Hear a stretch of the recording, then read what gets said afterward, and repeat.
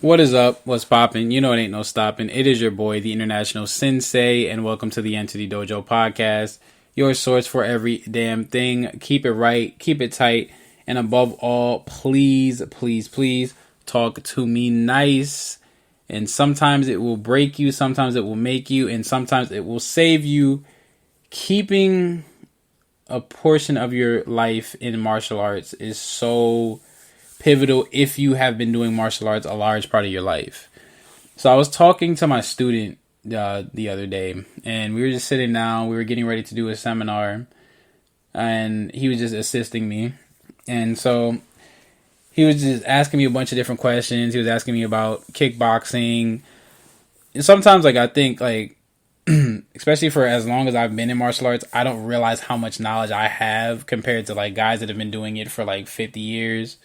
You know what I mean? And I have a lot of knowledge, and I've analyzed a lot of different things over the years, and I don't even realize I analyzed it and noticed these things until I start to really, I guess, get on my little pedestal and just bang on about it for sometimes hours with people and being able to articulate different nuances, like when I had the discussion on here about kickboxing rules and different things like that, and why I think kickboxing's never grown to the heights of boxing and MMA and stuff like that.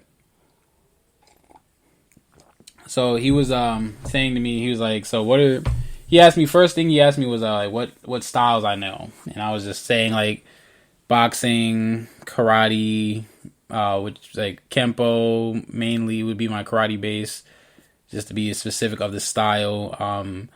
Taekwondo, Muay Thai, Kali, Capoeira, a little bit of Jiu-Jitsu, some wrestling. So just a lot of styles, okay? A lot of styles that I've learned over the years through picking people's brains and through training and things like that.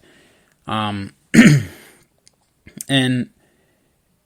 one of the things that I realized, going throughout this kind of stuff and just in talking to him, I'm like, my life has been so deep entrenched in the arts, and I didn't realize how much, I didn't realize how much knowledge I had, but I also didn't realize how much it's really helped me for a lot of things. You know what I mean?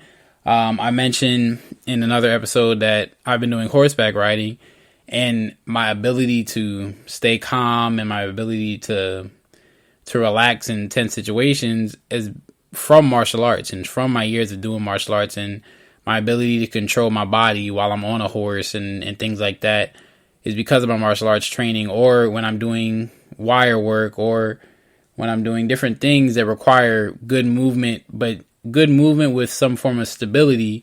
A lot of that stability and that stable base comes from martial arts.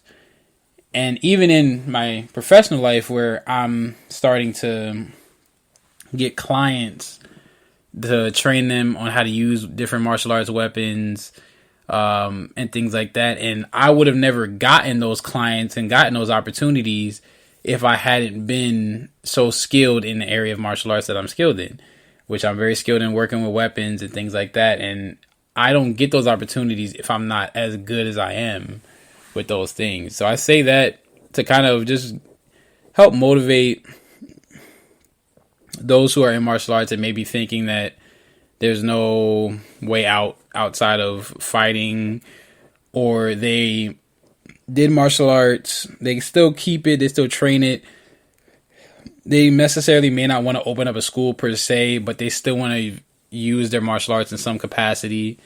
I just say that to always keep those skills tight, because you never know when an opportunity will come to where you can teach someone, or you can give a class. It can be just a 1-day thing, 2-day thing, or whatever. Or you can get clients that want to learn specific things just because they want to learn a new skill or whatever. It's so helpful.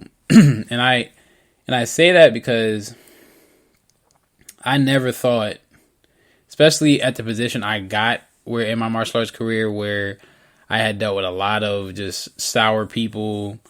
I wasn't happy with how things were going in the different industries I was in.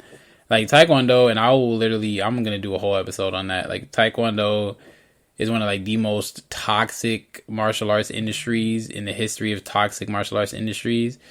It's just a lot of unnecessary BS for a sport that is like completely broke. And that's just me keeping it a buck. And I'm sure like the organization makes a ton of money, obviously, because you're paying, like you getting 200-300 kids a tournament. Everybody's paying like $100 a pop. The refs, like I've refed, and then you get paid a little bit as a ref or whatever. But like the people who run the organizations, like the AAUs and the Kuke one and stuff, they make out like bandits. But I'll touch on that on another day. But having that skill that you just are so good at in the arts, and obviously it does translate to other things. Like if you were a person that does basketball and now you can coach basketball or not even coach basketball, but being able to, coach it, but not necessarily coach it at a school. So let's say you're a person that's great with handling the ball and you can get a job being a professional handle coach for players or giving them drills that they can use at a pro level, as opposed to just being like a high school coach running around with the kids. It's so helpful to keep those skills tight and keep that base as strong and as sturdy and as stable as you can use it, because there's just a lot going on and you never know when you'll need that skill to help you make ends meet, help you get some extra money, you know what I mean? It's great to have. Whether that's with something like a Kali, which is like Kali, especially Kali translates well to film. I mean, if you've watched stuff like Green Arrow, you see them doing the Kali, like Heaven 6, Earth 6, doing different like traps and stuff like that, and those little scenes together with Oliver Queen and John Diggle and stuff. Like it's so dope, and you just really need to keep that base tight. I'm fortunate that I've always kept it. Like me, since I worked with weapons a lot, if I'm feeling down in the dumps, that's how I kind of got out of being depressed or got out of being sad. I would grab my weapons and I would just start messing around, creating different sequences, whether it was in my room or whether I was outside. And it just, I don't know, it's in a way, it's good for the soul.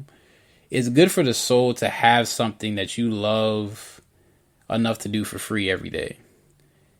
Like, I think what happens, and I get why it happens, but we've just put so much emphasis on the dollar. On, okay, I gotta have this much, I gotta have this much, I gotta make this much, I gotta make this much. And I get why it has to be like that, but I want to be in a position, this is just me speaking, like I want to be in a position in which I make the money that I need to make to survive and not even survive, but to live well, to live comfortable, but doing the thing that I love.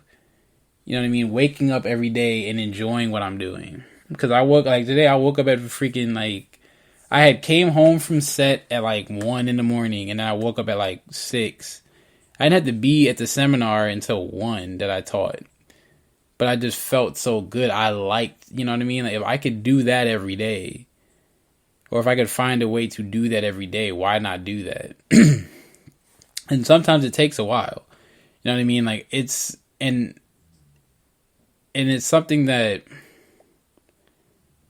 you might find later on in life.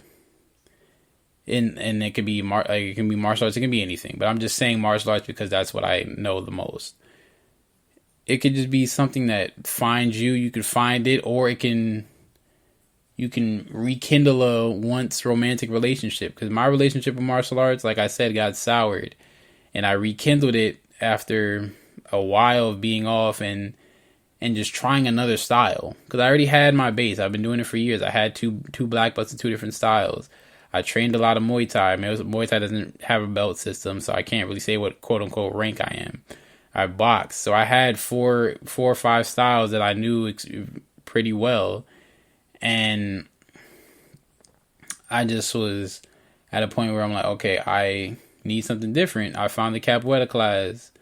I did that and enjoyed it, and then through doing Capoeira and doing another style, I still do my Capoeira, but I was like, man, I miss doing my weapons. I miss doing my bow. I miss doing the things that made me happy. But I lost the sight of doing that because in Taekwondo, you're worried about Olympics. You're worried about money, which is, there's no fucking money at all. You're worried about a lot of other stuff, and then you're dealing with all these egos in this sport, or in the freaking NASCAR circuit. When I was competing, I was just worried about medaling. I just wanted all these trophies. I got a room full of fucking trophies that I do not give a damn about to this day. I don't even want them in my house at this point. If I could just toss them all out, I probably would. Like when I get when I get a gym, I'll probably just hang them up, like have like a wall of them. I won't give a fuck about them, but they'll probably look good to whoever comes into my gym to train. But, and just bringing this back, it's like, there needs to be that love again. Like, you know what I mean? There needs to be that love where you want to make money off of this, obviously, but you are okay that you can do this for free. And it's freeing to know that this is something that you love, that you will do for free, but you're so good at it that people will pay you absorbent amounts of dollars to do it. And that's where I'm trying to get. And that's where you should try to get for what you love to do. The last thing I would say, and this is just a quote that has helped me in my pursuit of my passion and moving further in my career in a lot of different ways, is follow your gift. You know what I mean? Follow what you're truly gifted at. And that could be making cakes. Like if you make, like, and Steve Harvey said this. I'm paraphrasing a bit, but you should listen to the Steve Harvey speech. It was on this show. He just said, like, look, if you fry chicken better than anyone else, then you should be somewhere frying chicken. If you make cakes better than anyone else, then you should be making cakes. If you cut hair better than everyone else, then you should be cutting hair. And you need to just understand that if you're so gifted at it, people will pay you. People will come to those who are gifted at it. You can't be just below average at something and expect people to pay you all this money. And this is just me being honest. Sometimes you're gonna work hard at something and you're never gonna be good at it. There are certain things that I don't care how hard you work, there are going to be people that are just that much better. Now, you can be very good at something and work hard at it and beat out the person that is more talented, because hard work beats talent when talent fails to work hard. But if you can work hard at something and just you don't have a talent for it, and that's okay. It's just not for you. Like, you can be okay at it, but do you really want to be known as a guy who's like, oh, he's just average? Like, if no one else is available, which rarely happens, there's always someone available that's better than this guy, I'll go to him. But like, I really don't want to go to him because he's okay. Or do you want to be like, damn, man, he's so freaking good. She is so freaking good. She's amazing. She's the best. Like, if I don't go to her, I don't go at all, because she's so good. Like, I'm gonna tell you right now, I'm gonna wrap it up, but I've had the same barber since I was, how old? Since I was 13 years old. I am 25 now. That's a long ass time for one person to be cutting my hair. One person. He has been cutting my hair since I was 13. I am 25.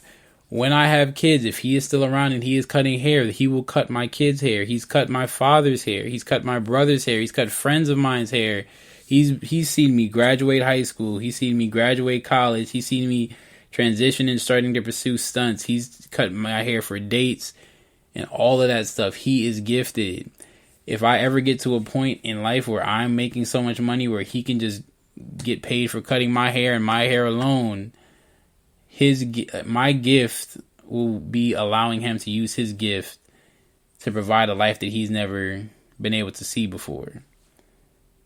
Embrace those gifts, and you never know what will come of that. Steve Harvey's